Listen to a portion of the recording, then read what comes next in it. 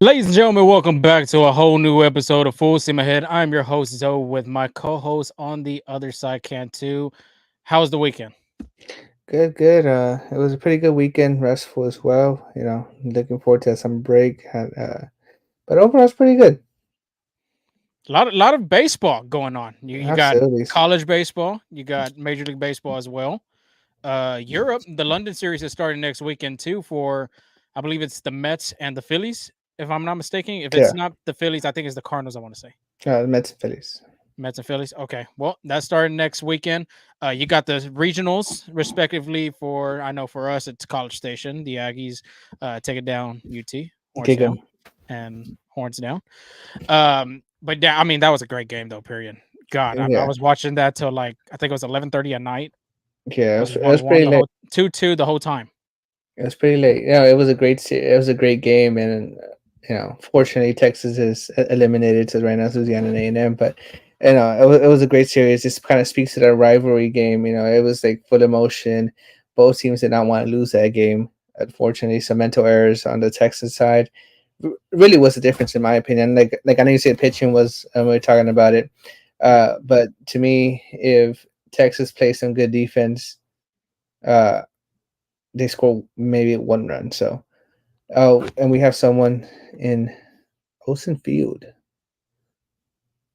There you go. Olsen Garrett, how's it going, man? Shout out to the 12th man out there in Aguilan at Olsen Field. That's that Olsen magic. I don't know what you're talking about, Cantu. Yeah. I don't know what you're talking about. Mm, mm, mm. Come on, man.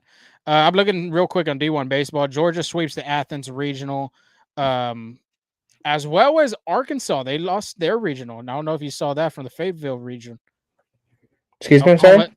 I said Arkansas got out from the SEC. Yeah. They lost their regional. NC State made it. I know Oklahoma State made it as well.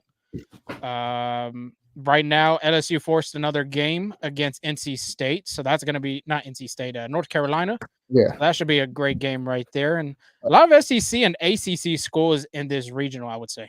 I think Arizona was the first ranked team, like host to be eliminated. Uh, I don't know if you saw that East Carolina and I think what Vanderbilt game? No, not Vanderbilt. East Carolina. Wake No, Forest. it was Hill Point, wasn't it? No, no, no, no. East Carolina versus Wake Forest. Oh, okay. I thought when Yeah. you said Vanderbilt, I was thinking Uh, Hill no, Point. but that's another game. That Vanderbilt High Point game was another good one. But that East Carolina and Wake Forest game was a pitcher's duel. Two, maybe top 10 pitching prospects. That get drafted in a major league draft. It was a pretty good game. Uh, I had turned off the game at around in the eighth inning because East Carolina was winning 4-1. Ended up going to extras. Uh, East Carolina held on to win that one, but that High Point and Vanderbilt game was another good one. Yep, I'm just scrolling through real quick. Clemson made it. Florida State made it. Tennessee, of course, being the number one ranked team in college baseball, made it. Kentucky's about to make it. As well as Kansas State. Shout out to the Big 12 out there.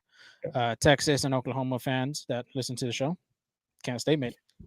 But nobody wants to talk about college baseball. We want to talk about the Why not? Astros. Why not? Episode 183. Twins take two from the Stros. I mean, these the last two games of this series were very competitive, and they're very.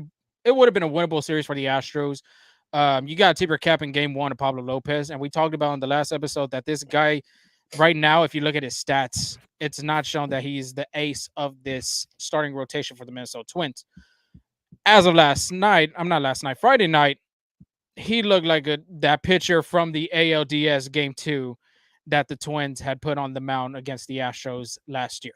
Well, they call him the doctor for a reason, and like as soon as we got in to the visitors clubhouse, as soon as the doors opened, he was already there stretching, like getting himself ready for the game. Then after that, he's in the outfield after BP, stretching out, getting ready for the game, and it shows how taking care of your body can lead to high performances. Because that was a pretty good show for him. Got something going with him, bro, and he Oh, he stay wants tuned. to be he wants to be a nutritionist. So write a little Oh, bit more nice. about that later on. That's pretty cool because I'm getting my master's degree right now in nutrition. So it's pretty cool to There talk you to go. him about that. But the other two games, we'll break it down right here with the recap with the Twin series. Luis Garcia throws his first live bullpen. We'll give you a Yeah. little bit of insight on that as we both were live to see that happen and what Luis Garcia had to say after his bullpen. Who's invited to the Carne Asada pitching preview against the St. Louis Cardinals. News from the train station and then around the horn. There, man, this weekend was a lot of spicy things going around the horn. So it's going to be awesome to talk about. But Angel, before we get started, let us know where you can find us. Oh, absolutely. Take out your phones, go to Twitter or X, Instagram, search up Full Steam Ahead. We are there. If you want to listen to our podcast whenever you're on the road or in the morning, like if you can't stay late today, you can find us on Spotify and Apple Podcasts as well. TikTok, I know like we're doing some good work there. Check out those Instagram reels as well, and we are everywhere where you are at. So please subscribe, like, follow us, and all that good stuff. And a little bit of breaking news too, a little bit in the hockey world. The Oilers, the Edmonton Oilers, just beat the Dallas Stars to advance to the Stanley Cup Finals. So that's one less Dallas team moving on from the DFW, Arlington, whatever area you want to call it. But let's move on to that recap against the Twin Series. Astros record right now is 26-34. And let's talk about Saturday's game specifically. I mean, the long ball was the key of the offensive production in that game. 4 home runs in Saturday's contest. Yordan Alvarez, the man looks like a different breed right now in June. He had 2 home runs, and another thing too, he used Mauricio Dubon's bat. So I think Jordan might have to continue using that bat if he's going to want to hit the long ball. Kyle Tucker doing Kyle Tucker things as always. I did not know Aaron Judge was leading the American League in home Mm-hmm. runs. Yeah, That's I mean, I remember he was struggling, and now I mean he's on a tear as of right now. I think. Give me a second. Look it up. I think he's hit a home run in the past 6 games. I think he had like 6 or 5 home runs in the past 6 games. So he's been on a tear for that. Let me see. And then right now, Gunnar Henderson had hit a home run today, so he just surpassed Kyle Tucker. Um, and then Jose Abreu. Okay. Jose Abreu finally got that first home run of the season. Angel, I know that had to feel good for him. A lot of the guys in the dugout were happy for him. It's just, it just feels good for him because he's been on a slump these couple days, mentally, physically. Of course, all the fans, the banter, all that stuff on him. And now again, that home run out the way. I'm not saying that's going to change the whole dynamic of the Jose Abreu effect in this second stint, but it's a good start for him. Absolutely. And just how we told you, when this Jose Abreu saga started at the beginning of the season, he's a hard worker.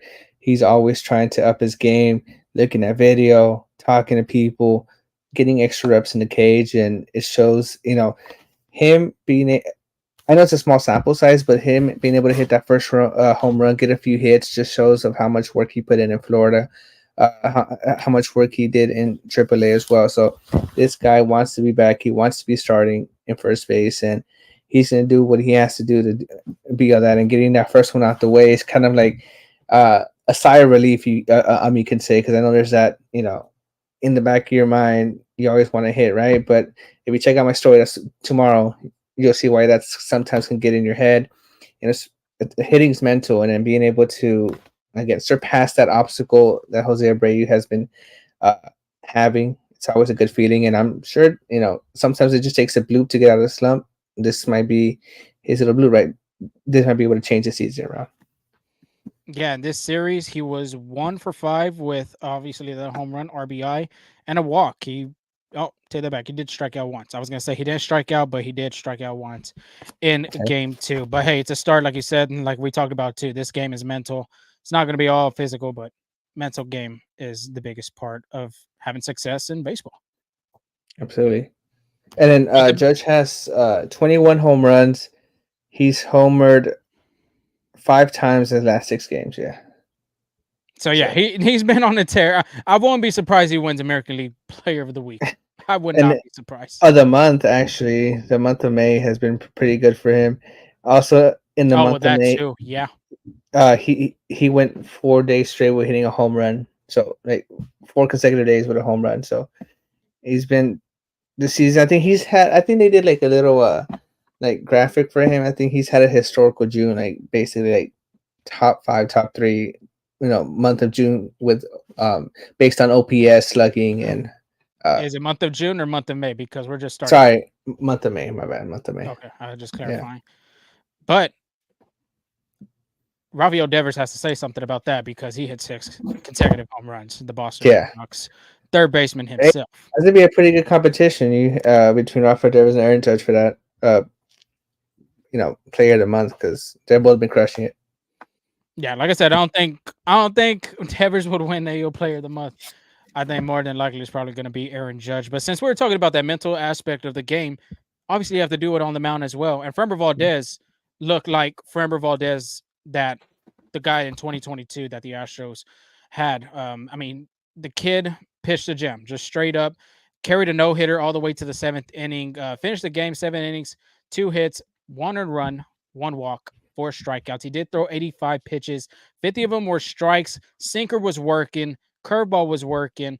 I mean, he just looked comfortable on the mound. And then, as well, when he looked frustrated, Victor Caratini, being the veteran backstop that he is, goes out there, calm and collected. They even smiled and chuckled a little bit. And then he went back to work doing what he was doing. And as of right now, he leads the league inducing ground ball double plays. So we talked about that being the factor in the last pitch and preview. Framber Valdez's success is the ground ball. That ground ball percentage rate is just going to continue to rise and rise just because of that effective pitch being the sinker and the cutter that he has. And right now, in this game specifically against a good Twins lineup, it just did that. And speaking of Caratini, I think this is a third straight start where Caratini catches Framber Valdez. So that's something interesting to look at. Uh, I don't think Yainer Diaz has caught Framber Valdez since that incident where he kind of went off script. Everything after that's been all Caratini. And like you said, Caratini being able to go talk to Framber Valdez kind of speaks volume of the relationship they have, because that catcher pitch relationships everything in baseball. If it's good, you have good results. But if there's like some issues there, and I'm not saying Yainer Diaz and Framber Valdez have issues. Again, I don't know what's going on, but I'm not saying that. But it kind of looks like Framber Valdez feels comfortable with Caratini. Like, again, I'm just looking at it from an outside view. So that's gonna be. I want to be surprised if that's the trend going forward. I know last year, again, Martin Monado was Framber Valdez personal catcher. I wouldn't be surprised if that's the same trend here, but with Victor Caratini. No, I don't think it's. I think right now in this series specifically, if you've seen Caratini caught 2 of the 3 games. Yeah. I want to say the last series too, he maybe caught half of those, half of the games. 4 game series being 2 of them, or he See, hit 3. so you think Yainer Diaz is kind of like I think losing that spot? I honestly think, my opinion, my thought, I honestly think Victor Caratini is slowly going up, becoming the starting guy, just for the fact if you look at and Yainer Diaz is still young. He's Yeah. still struggling at the plate. He's starting to not like you remember the beginning of the season, he looked like a different hitter. He was taking more pitches. He wasn't chasing out the zone. The walk rate, you were even saying it too, that he's already almost past the walk rate that he had last season. So in these couple of games, really the month of May, he's just looked like a different hitter. He's looked like he's getting aggressive, but pitchers are knowing how to pitch him going off speed first, because obviously first pitch fastball. I mean, Jose Altuve is one of the best at doing that. But you were going to do that at Yainer Diaz. He's either going to pop it up, or if you go with the first pitch off speed being, inducing the slider or the curveball, he's going to chase at it. And sure enough, he's been doing that in the last couple of games, and that's why I feel like Victor Caratini's starting to, and you're slowly seeing that Joe Espada is making him catch a little bit more of the games. I'm not Yeah. saying that Yainer Diaz doesn't deserve it. I don't think, his shot's still there, but he's still a young catcher to grow. And obviously he still has a good, um, veteran back there like Victor Caratini to, help him out with different things defensively and offensively. So as of right now, I want to say, like I said, my opinion, that Victor Caratini is starting to slowly become the Astros starting catcher. One of the Hispanic beat writers for the Astros tells me that Yainer Diaz looks like he's not having fun anymore which could be like a big mental thing. Maybe the strains of catching has because you're basically out there preparing. Like when a catcher's catching, like we don't see them in the clubhouse because they're out there uh, in a room looking up at the It's a hitters. lot of information. It is a Yeah, lot of information. Period. and then A lot of you scouting know, reports. and a lot of pressure too if you think about it, because like you're doing all of this stuff and then you still have to perform on a play. But I think you're right. I think he's putting a little too much pressure on himself offensively. And speaking of that walk rate, he had 7 walks from March and April. March, April, in those months. In the month of May, 1 walk. You see, so he's Th- getting too overly aggressive, I would say. Yeah, I think that's the issue there. I think again he's trying. I just think it's just too much pressure on himself. I think that's all it is. He's trying to produce. He understands the record. He understands the scenario there is at. Right. It's not pretty. It's not where like they want to be. But you can only do one thing at a time. So maybe having this little kind of platoon could be helpful for Yainer Diaz. I'm not sure yet, but it'll be interesting to monitor as the season goes on. Yeah, because right now, I think honestly, to me, I think Victor Caratini is kind of putting pressure on the Astros. The way he's been hitting the ball when he's starting the games. I mean, Yeah, Sunday night was a prime example. Seattle, he had a home run as well. He's starting to hit the ball very well. And as of right now, you need the best guys available in that lineup that's going to help you win that game. It's a yeah. day by day mentality. It's not looking through the week and seeing who has the best matchup. Whoever has the hot bat, prime example is Jake Myers and Chas McCormick. Jake Myers is hitting the ball at an all time high right now, while Chas McCormick is struggling just a little. Could it be an injury factor? Maybe. But as of right now, you got to ride with a hot hand. And right now, I think that's Victor Caratini. What do you think needs to happen for Yainer Diaz to get back on track? Like, you think it's just a matter of having a good game and everything's back to normal, or is it more like I'm not saying take him to AAA. I'm not saying that. I don't think that's going to happen, right? But do you think he needs like maybe DH a few games before going back to catching, or like, what do you think could be something to get him back on track? Adjustments. That's all it is. He got to adjust. That's the biggest factor when it comes to hitting. And as of him, like I already said, the off speeds have been trouble for him. As it Yeah, reaches the same. middle part of the plate and it starts telling away, that bat's already chasing. The bat's Yeah, already going long, and that's why he's giving up so many ground balls. and that was his He's issue not, last year too. and he hasn't hit for power in a while. I can't remember the last extra base hit Yainer Diaz has had, and he has the power. We've seen it at batting practice. The guy can Yeah, swing the bat to the opposite side of the field. He has a lot of pop. But as Yanni. of right now, go ahead. No, I was gonna say Yainer Diaz hasn't hit a home run since April 11th, and that was against Kansas City. Hmm. And then he only has 3, and they've only come in 2 games. You Okay, know, how about this extra base hit instead extra of the home base run? hit. Let's do doubles. Yeah, well, basically double or triple. Well, he has 5 doubles in the month of May. His last double was May 21st. Which is not that far, but Yeah, but 4 doubles in a month is not gonna. I'm sorry, 5 doubles in a month is not gonna get you far. yeah. So I just think it's not him.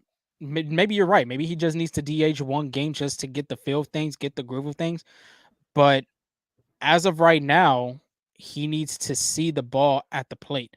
Maybe being in the live bullpen against Luis Garcia, which Gary Kessinger, and we'll talk about here in a minute. But Yainer Diaz isn't hitting the ball like he was in the beginning of the season. I don't like you're saying. I don't know if it's pressure. I don't know if it's just anxious and just trying to do as much as you can for this team. Hmm. Like I said, the kid's a young player. He's still learning the game. There's nothing, to be worried about because you got a veteran like Caratini Yeah. that's done a really good job offensively and calling the games as well behind the plate. Yeah, yeah, it could be like a little sophomore slump, but you're right. The way he can get out of it is by adjusting. Yep. So we'll have to just monitor about that. But let's talk about the other side of it being the bullpen. And that's Ryan Presley. Right now, I mean, he struggled in this outing and on Sunday's matchup. I mean, coming into the game, Larnick walks. Ryan Jeffords gets a sac bunt. Manuel Margot pitched run for Larnick, so he advanced to second base. Jose Miranda RBI double, and you know how that started. He's now 0 for 3 with the 5.24 ERA. My question to you: is it time to move him out of the setup role and possibly giving that role to Brian Abreu? Um, I think they'll have a little longer leash, but I could see it happening. Just what they did to Rafael Montero last year. When he wasn't producing in those high leverage spots, they put him in blowouts. They put him in low leverage situations to get him back on track. And I think that might be the case. I think Rafael Montero has stepped up this year, and he's pitching a lot better. Cesar Martinez pitching a lot better, but same. I think they're going to give him the Jose Abreu treatment, whereas they're going to let him, work his way out of it. Pitch his way out of this slump, and until they really have to, you know, like when they can no longer hold their hand, like they have to make a move. I think that's when you start seeing it.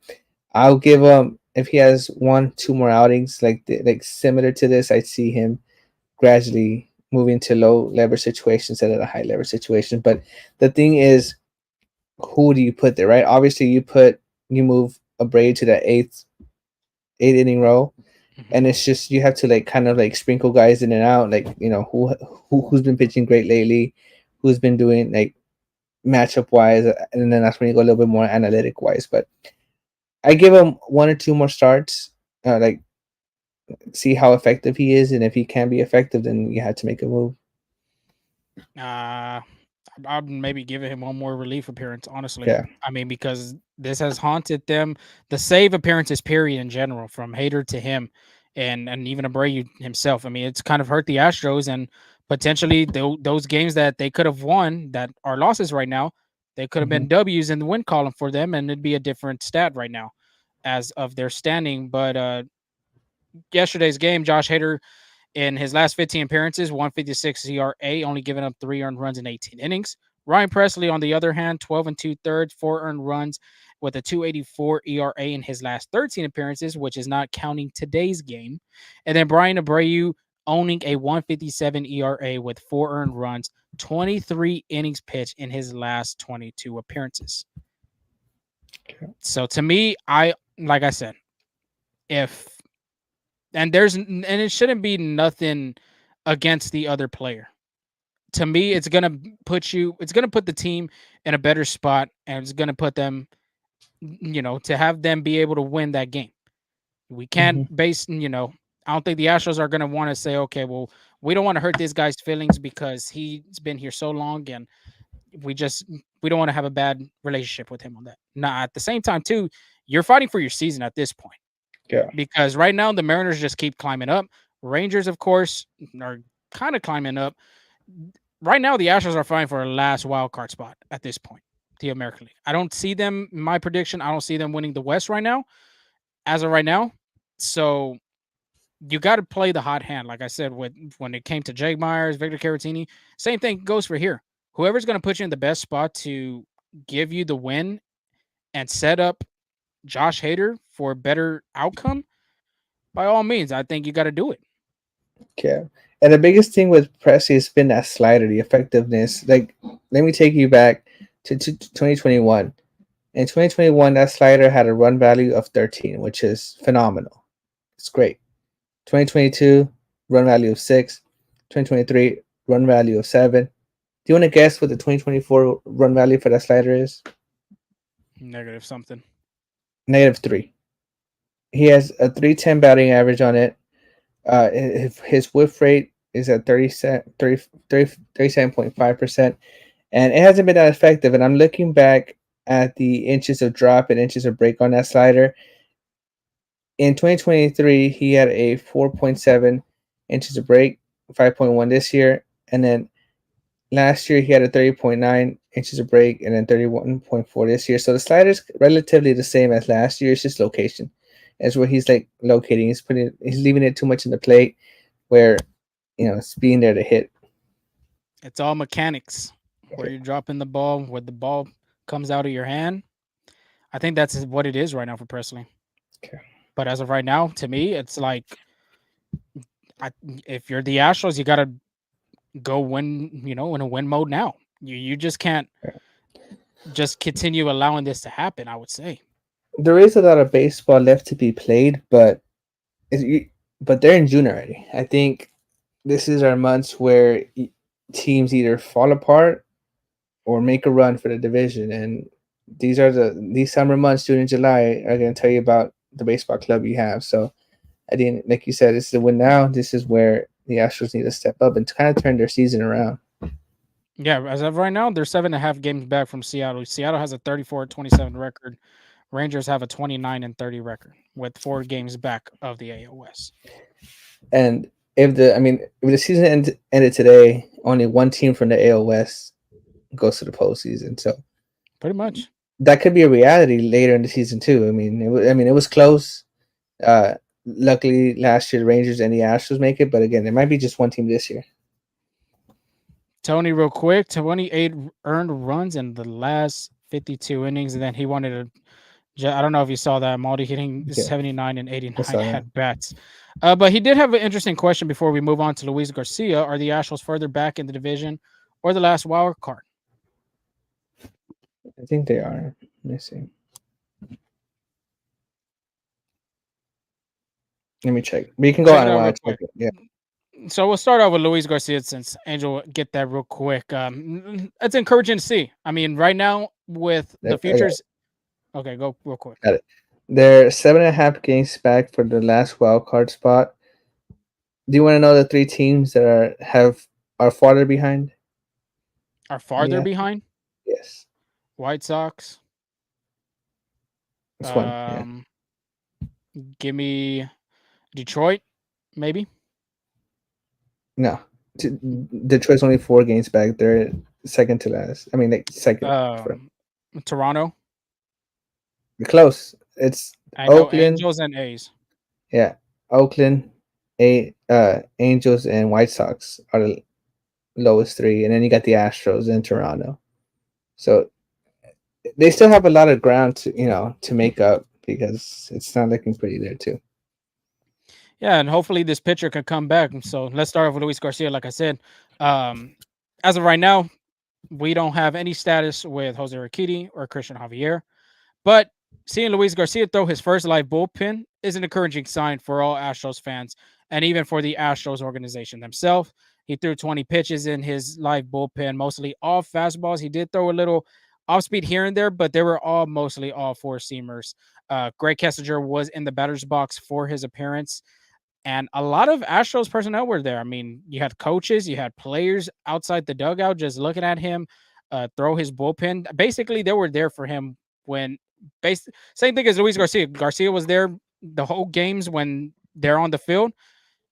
Same thing. Teams return the favor doing it here. But we did get some updates with Luis Garcia. He said he'll be at West Palm Beach throwing live bullpens to hitters next coming week. Espada said he hopes he gets about 2 to 3 live bullpens from Garcia before sending him on a rehab assignment, though. So that's very encouraging to hear. And then Luis Garcia, real quick, had to say about his first live bullpen.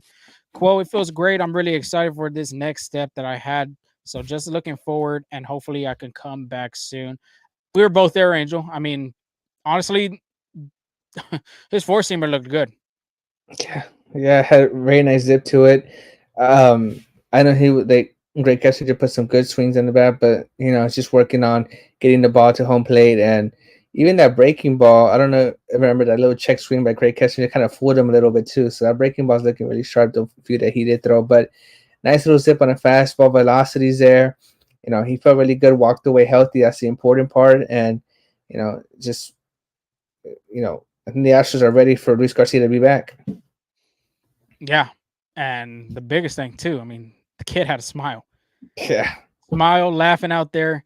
I think he was very excited to be back on the mound. And he could be an important contribution to this team coming into July. I wouldn't, like I said, I don't think the Astros won't see him on the mound wearing the Astros uniform until July.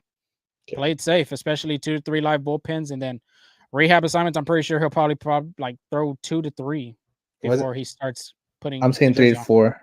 I say You not said 3 to 2. 4. Yeah, 3 or 4. I think 3 would be Sounds the magic reasonable. number though. Yeah, I think 3 would be Sounds magic reasonable. number. But you know, he, while he throws his bullpen, I don't want you to think right. He just warms up and goes straight to the mound. Like he warms up, then goes to the bullpen in the off, like in the outfield, then comes into throw. So between bullpens, you're looking at maybe 3-4 days between, you know, live BP, maybe two. So like you said, July is a good timetable because they need breaks in between. I throw that arm out right away. Yeah. So I mean, it was like I said, very encouraging to see him be back on the mound. Vibes were immaculate from him to the players to the coaches. So it's just an encouraging step for this long process that he's been dealing with. Absolutely. So let's go. Let's move on to my favorite segment. Who's invited to the Carne Asada? You got some music today? I do not have my music today. My It's a, phone's about to die. no way. We don't want that phone to die. But it's going to be a tie between who's going to be cooking the meat today. It's going to be Yordan Alvarez and Alex Bregman. They put up similar numbers, and they're both players that are kind of storming back to putting up numbers what they usually need to do, right? So they both have 5 hits. Yordan Alvarez went 5 for 11. Alex Bregman went 5 for 12. They both had 2 home runs with 3 RBIs, and they both have 6-game hitting streaks too. So, again, Nice. very similar numbers there. So I think they deserve being the top spot, hosting, eating all the food, drinking all the beers at this carne asada. They're gonna be inviting Framber Valdez, who pitched uh, a great game. Like Lorenzo said, 7 innings pitched, 2 hits, 1 run, a walk, and 4 strikeouts. And they're also inviting Hunter Brown with another quality start. That's going to be the key if the Astros do want to come back, or if the Astros are going to storm back. Hunter Brown is going to be having to step up, especially with uncertainty of Cristian Javier and Jose Urquidy. And even Luis Garcia, yes, it was a great step in the right direction, but you saw what happened to Jose Urquidy when he was under verse coming back again. Like knock on wood, hopefully it doesn't happen, right? But I mean, like you don't want to wish an injury on a player, but that's gonna be. There's still uncertainties left, right? So Hunter Brown's gonna be the big guy to step up. Another quality start, like I said, 6 innings pitched, 5 hits, 3 runs, 1 walk, 7 strikeouts. I think he's finally finding that feel for that fastball. He's kind of Mhm. looking a little bit better, making more pitches, right? So kind of like either missing good out of the play because again sometimes the pitcher's gonna want to throw balls purposely, but make him enticing to the pitcher. He's doing a better job at that, and then that's gonna be round up the carne asada. I think those four Astros deserved this series, and maybe they'll be invited to more. I know it's like a new list. I've never seen. Well, Bregman did get on the last one. I want to say Hunter Brown's the new face. Hunter Brown's a new face. But real quick, since we're on the subject of Bregman, 10 for 28, 4 home runs, 7 RBIs, 357 batting average, slugging at 893 in his last 7 games. So that's very encouraging to see him look like he's getting back on track. Look like the Alex Bregman that he was in 2019 as of right now. I'm not saying Yeah, that that's going to be the whole time, but as of right now, how he's swinging the bat, it looks like he got his confidence going. It's at all time high. yeah, good for him. And it's a contract here. He's trying to be paid too. Definitely. But what's the meat? We didn't even say the meat. Oh my bad. Introduce. I don't know. Jordan Alvarez and Alex Bregman, some big meat, lean guys. So we're gonna do some smoked chicken today. Smoked chicken.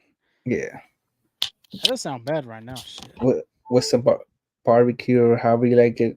I personally like mine. I don't know if you tried that chupacabra seasoning from HEB. Just I have. sprinkle I that. have. Yeah, put some of that. That's all it needs for me. Not bad. But let's get to the pitching preview real quick. St. Louis Cardinals come into town. I can't even remember the last time the Redbirds came to Minute Maid Park. When was the last time? I would have to say the 2013, 2012 year, whenever the You last think time they that? were in the National League, I would say. You think so? I would say, but I'm not sure. I'm not 100% sure. If you want to research that real quick, by all means, be my guest. 7-3 in their last 10 games, second in the NL Central. They're hot right now. They've hit 24 home runs since May 12, leading Major League Baseball.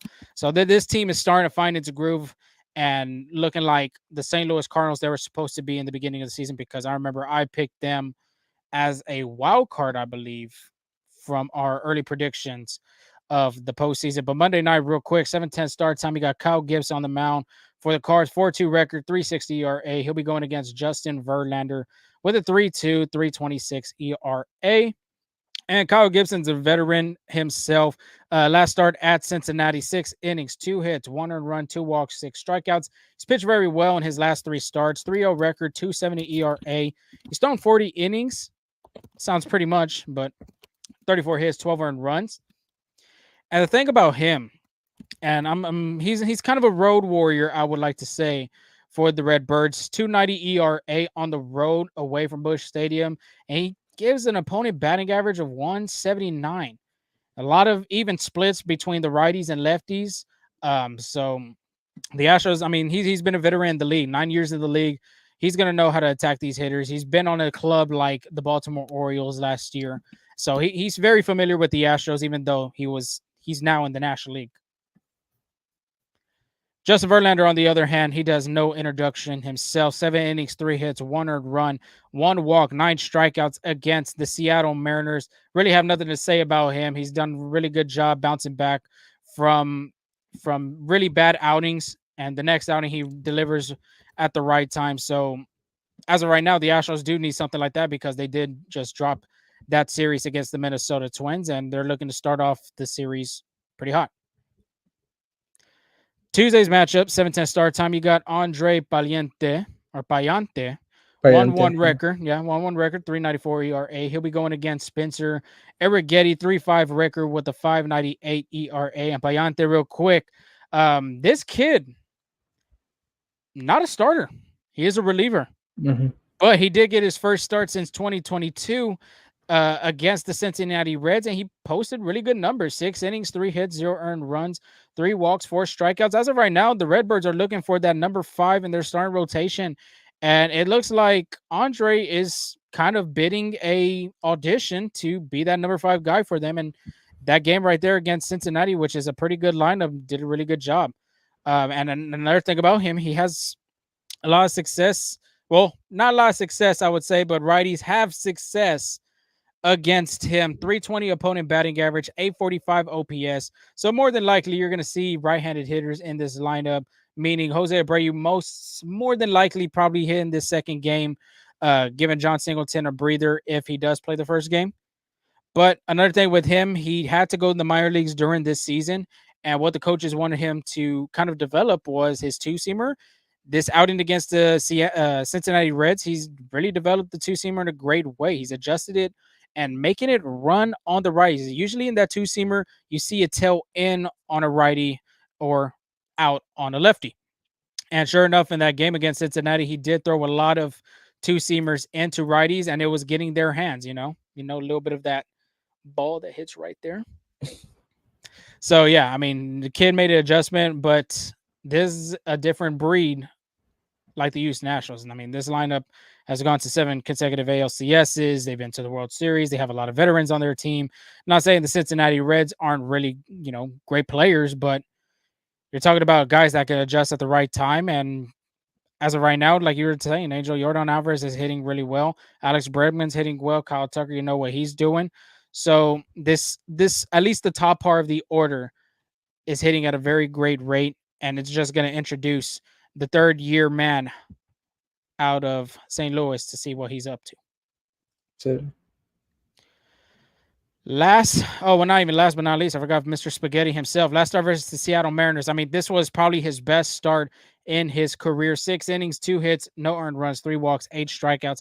He did post a new career high in strikeouts, being that 8, 2-1 in his last 3 starts. Angel, what's been working for him in these past starts, man? Because we continue to preach about this kid that he's making an adjustment each and every start.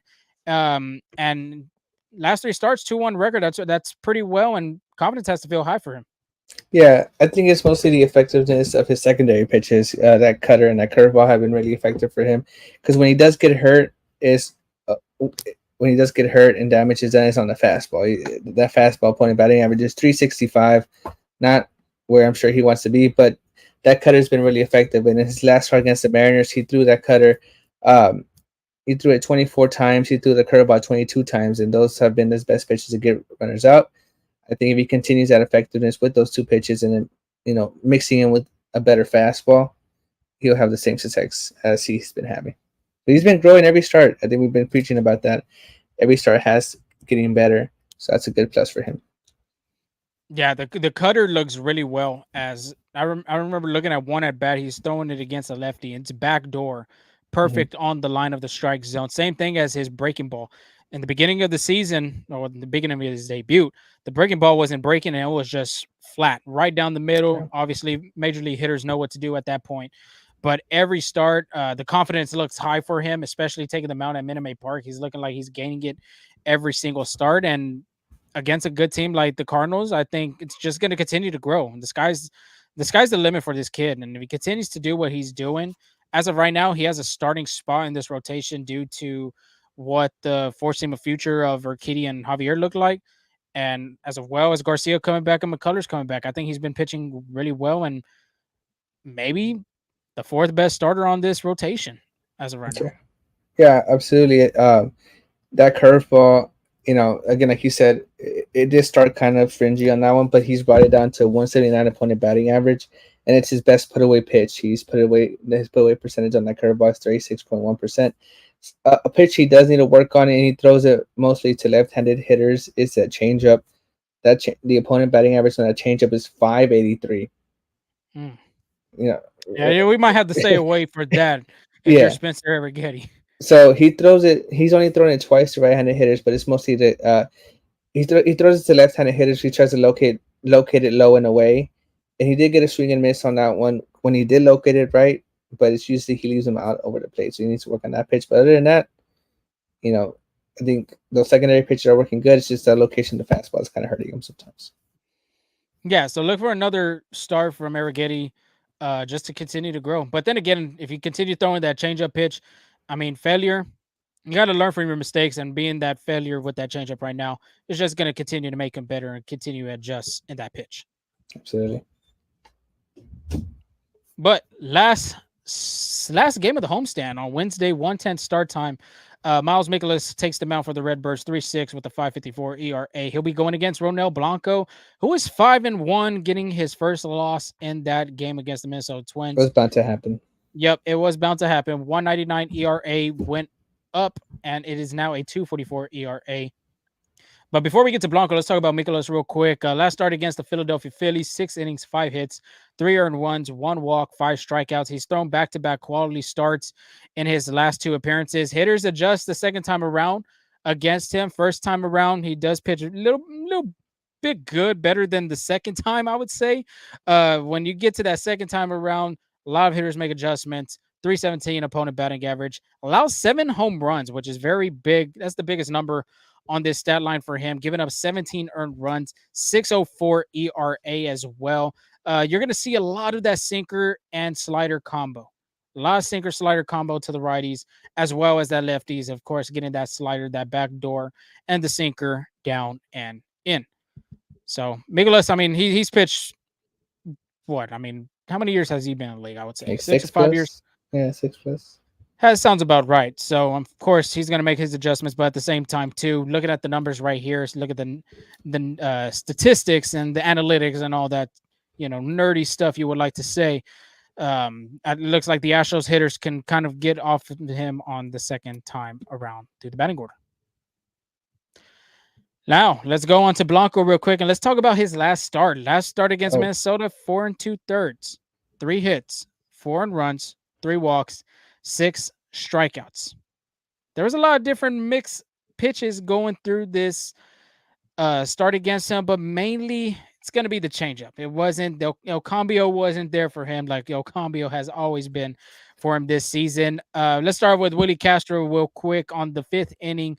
Left a hanging changeup to Willie. He put it into right center to the gap, leadoff triple. Carlos Correa, credit to him, RBI single. He did make a pitcher's pitch, but Correa just went away with the outside part of that slider and passed it over Jose Altuve's glove. Obviously, Jose Altuve being 5'6", that's going to go over him. Alex Kirilloff, on the other hand, another lefty, which Willie Castro was another lefty as well.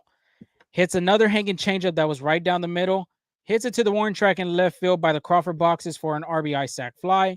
And then to put the cherry on top, Trevor Larnach, which is another left-handed hitter, with a 3-run shot on a slider that just hanged and did not break at all. It was just right down in the middle of the part of the plate. And it was supposed to be a backdoor, but it just broke in over the plate. And obviously, these major league hitters are going to do what they're going to do. And I mean, it was kind of a rude awakening for Blanco that it's going to happen. Like you're saying, it's bound to happen. But at the same time, too, um, this could be a start that he could bounce back for and get ready to go. Absolutely, it's bound to happen. He can't really be perfect throughout the whole season. There's going to be like at least one blunder, and this was it. So it'll be interesting how he battles back. He did a good job coming back from that suspension. After that, he's been spending like the next start was pretty great. This is the testament right here. One bad start, it's just to see how he can turn it around. Which I think he'll do a pretty good job turning it around. It's just to see if he can keep that same success he had before. Yeah, but you got 3 quality starters on the mound for the Astros that can possibly give you this sweep. I know that St. Louis Cardinals haven't had the best season that they were hoping for, but they're starting to play hot baseball at the moment. Paul Goldschmidt's starting to hit the ball like that silver slugger we were talking about. Nolan Arenado still fixing it over there. But I mean, like I said, this is I feel like I say this all the time, man. I'm not gonna lie to you.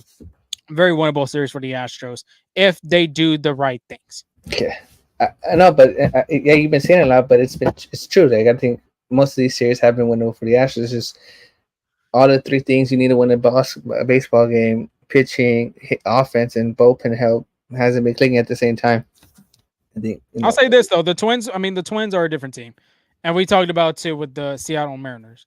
That was going to be a dogfight with that starting rotation, see, and but it's it just proved against the Angels this past weekend. yeah, but those are the games you need to win, right? To gain ground because like beating up on the under 500 teams, that's great. You know, take advantage of that, but it's not gonna help you gain ground on the league leaders. Especially if you're in the third, fourth spot.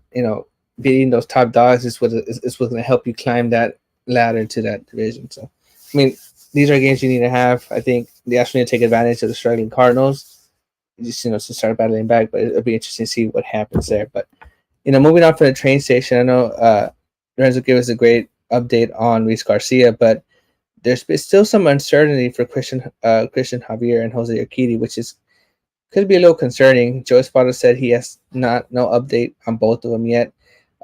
After Luis Garcia outing, that's what the media asked him about the process. He didn't have anything to say. He said he wanted to respect their guys' privacy, their space. He didn't want to be asking every single time. They're still waiting on the second opinions, and he also did say he did say he pulled each player individually. They're waiting to hear from the doctors and wanted to give the guys space and privacy for them to get the second opinion. So yeah, it's basically what I was saying, right? Yeah. So I think the more you don't know, the more they're still waiting for a second opinion. The more concerning it gets, in my opinion. I feel like Because if it would, honestly, I think the second opinion should have been already yeah, updated right now yeah, because this has absolutely. happened since I want to say It's almost going on a week and a half, 2 weeks.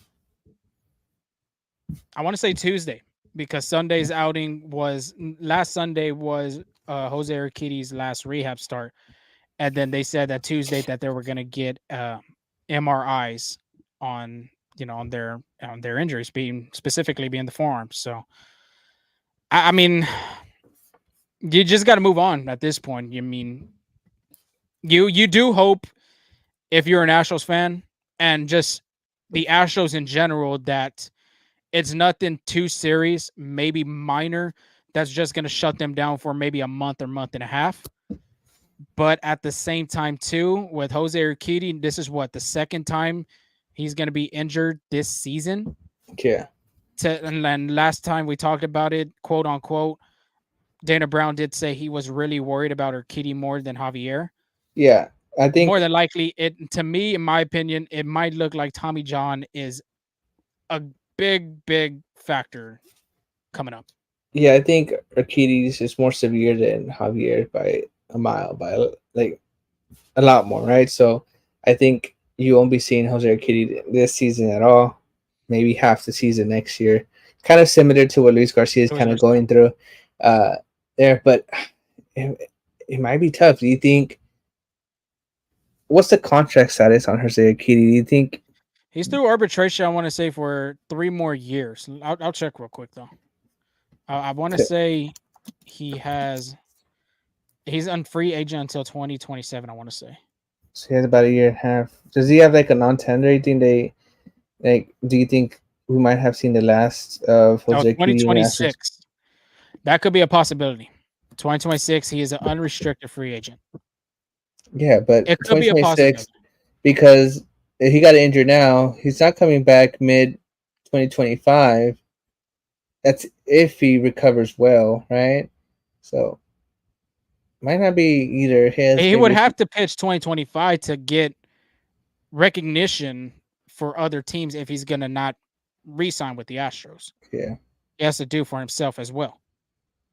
yeah. So it's brutal. Like, this game could be brutal at times, and injuries are a big factor. That it's just I, Christian Javier. Lucky he signed that extension, but guys like Jose Urquidy, who, like you said, needs to pitch to get a contract. I don't know. Might be difficult there, especially the severity of that injury. Yeah, I mean, to me, I think you got to move on at right now. And I mean, the Astros have gone through this road last year for no Luis Garcia, no Lance McCullers Jr. They're one win away to go into another World Series run, so Mm-hmm. there could be another possibility doing it this year, but with two different other guys. You know, Luis Garcia and Lance McCullers Jr. pitches this year. Christian Javier and Jose Urquidy sit out, and that's brutal because honestly, them two pitchers are really pitch well in the postseason if the Astros even reach the postseason. Yeah, because That's mightily tough. honestly, I think if you're looking back at Jose Urquidy's career, he's only had one season where he pitched.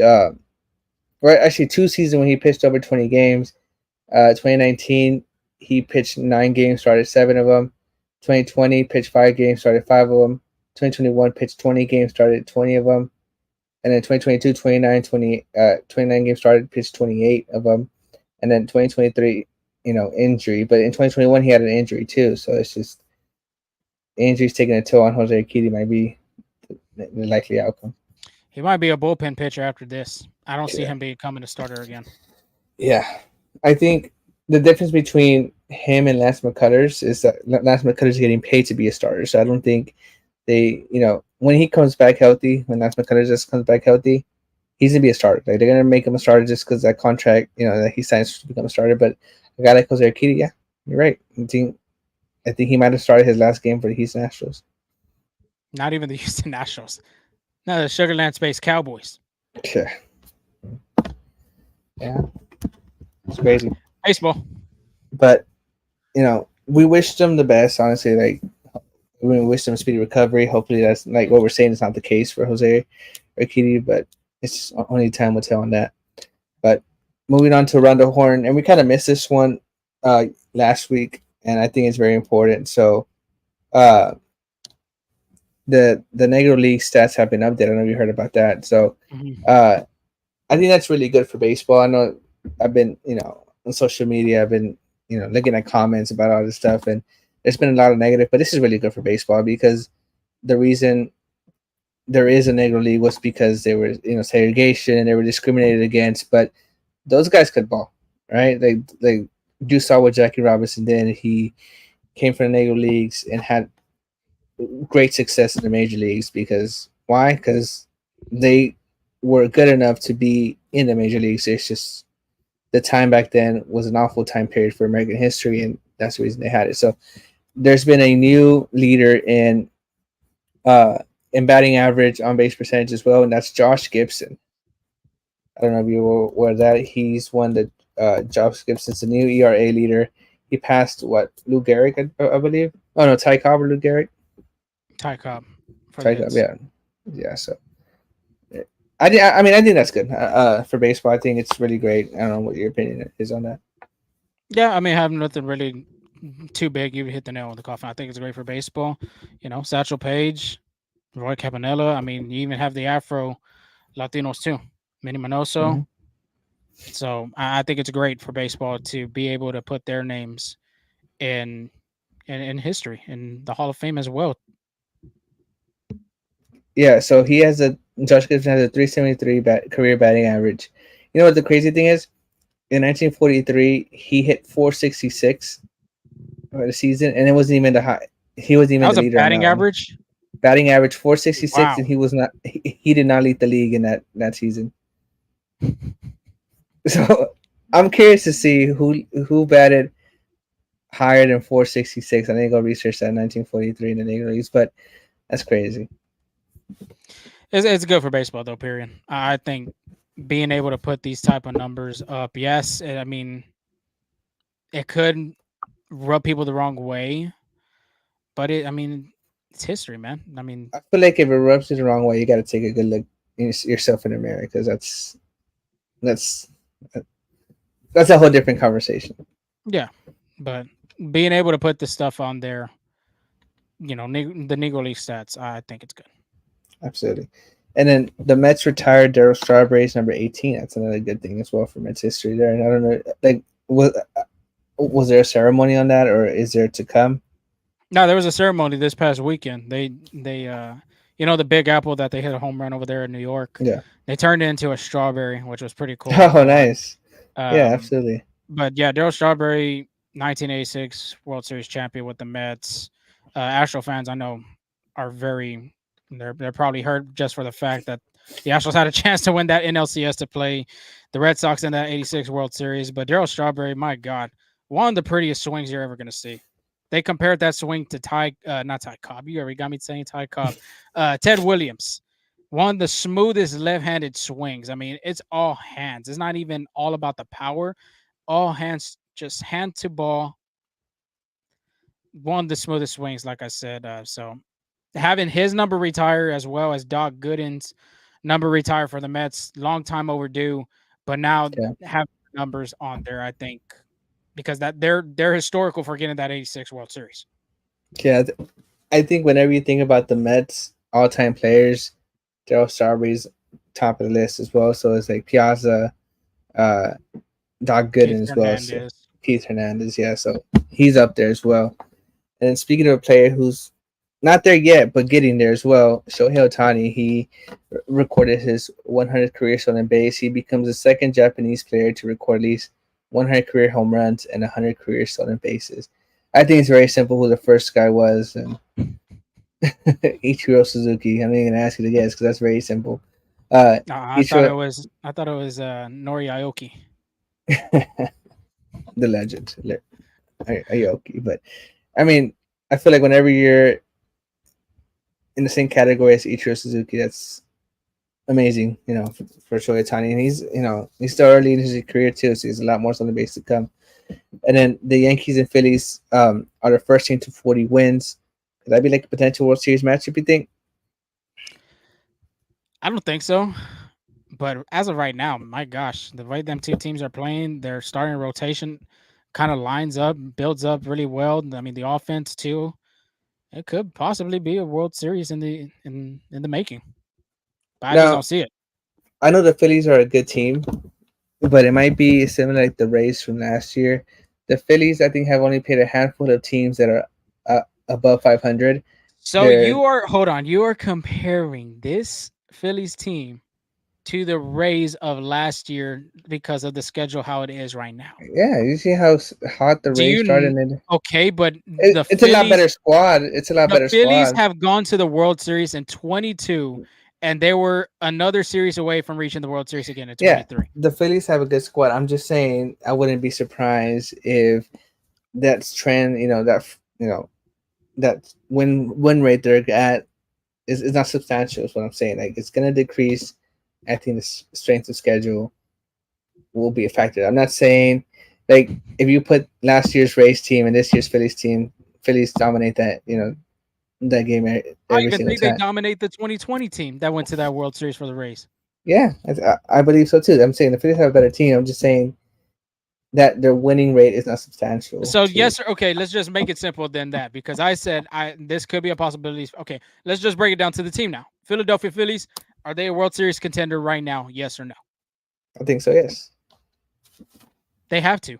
Aaron Yeah. Nola, Zach Wheeler, And the way that Ranger Suarez is pitching right now, that's a three-headed monster for that. And then just to not even talk about the bullpen, how they've been Yeah, doing, they have a chance. I And the think so Braves, too. I think the Braves should be a little bit worried just for the fact that they're not going to have Ronald Acuna Jr. this year now. Yeah, I think that's a big hit for the Braves. I think with Ronald Acuna, they're World Series contenders, and without him, they might be. I mean, I didn't. I still think they go to the playoffs. Yes, I mean they still have some great guys out there, but I think they don't have enough to make it. And then lastly, did you see that Tommy Pham and that William Contreras little squad? I mean, it was just Yeah, words man, exchange. he was It, ready though. He was ready. Oh man, that's one guy you do not want to mess with. I but think but did you see him run down the baseline? He was it basically was in on the the grass. grass. Yeah, So you know, I gave my I'll say Contreras was deserved to talk his talk, held onto the ball. Bam was obviously trying to run into him to drop. Was like a few inches away from the base pass and then slid home. I don't know. I think and that's so do you in it. want him just to just give him like just like give me a high five real No, quick? but I mean, You gotta do what you gotta do. It's I not don't like know. how back in the days you could tackle the damn catchers. Yeah, but yeah, that's what I'm saying is the catchers have to give that path, right? That clear path to sort of a slide. He gave him the clear path, but yet Tommy Pham is going right at Contreras. So He I don't know. wasn't. Contreras was blocking the plate. The ball obviously beat him there, and he just sat down, just waiting for Tommy Pham to like, okay, are you just gonna just stand up and let me tag you, or are you just gonna, are you gonna actually slide? And I had to put my knee to block you. So, He had a clear path. He had a clear path, but honestly, but William th- Contreras is a big dude too. You know, oh yeah, I mean, I'm not saying that William Contreras. I'm pretty sure the dude can fight too, but I mean, I think what set Tommy Pham off was when Contreras kind of shook his glove, yeah. just pointing at him like that. That's what triggered it off. And this is what Tommy Pham had to say. He said, "There's a reason why I do all kinds of fighting in the off season. I'm ready to beat somebody up. So That's what I'm again, like saying. That's one person you do not want to step in the ring with. UFC Fight Night was just this past Saturday too, and that's one guy I wouldn't want to face in the ring. Boxing, that's a different story. Maybe boxing, but not Nate Robinson, not Le'Veon Bell, not none of them football, basketball athletes, man. And Tommy Pham, I think he has a good chance on UFC. I don't know about boxing. I feel like boxing, it's a different story, man. It's just a yeah, different story. I feel you on that. Real quick, Tony Griffey Jr. Sweetest swing. Yes, I did say one of the sweetest swings. I didn't say that is the sweetest swing. One of the sweetest swings as a left-handed hitter. He did also mention Braves also lost Strider. Yeah, Completely forgot about him. So they lost their best. They're basically their ace and their best player that just won the MVP last year. yeah. And didn't Strider win Cy Young last year too? I want to say I know he had for the the most strikeout. I think he had the most strikeouts in the league. He might have won the Cy Young. Yeah, could be a possibility. But yeah, that's a tough blow, man. That is very tough. okay. Very tough. But I think that's it. yep, that's it. That's it for our show. Great little crowd that we had on this Sunday night. Yep, 10:30 start time. Not 10:30 start time, but we finished at that time as everybody's gonna be ready for Monday for the work, for the No, working days. Not you though, on the other hand. I'm tired already though. I'm ready for bed. Got that old man mentality, man. But continue to follow us at Full Steam Ahead, like Angel had said, on the platforms down below.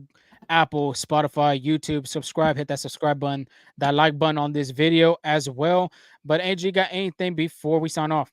No, just thank you for listening. Thank you for staying with us the entire hour plus minutes, and we appreciate all the listeners, followers, and everything, and wish you all the best. Yeah, the Cardinals will play Wednesday, and Thursday is an off day, so there's a possibility that we will record Wednesday night, or either that we're gonna do it on Thursday night. So I like just Thursday stay night. Thursday night. Okay, well, shit, you just heard them right there. But stay tuned just in case something changes for us. But y'all have a good week. Start the weekend. Well, it's not even the weekend. Start the week off strong on that marvelous Monday, and we'll talk to y'all after that Cardinal series. Peace.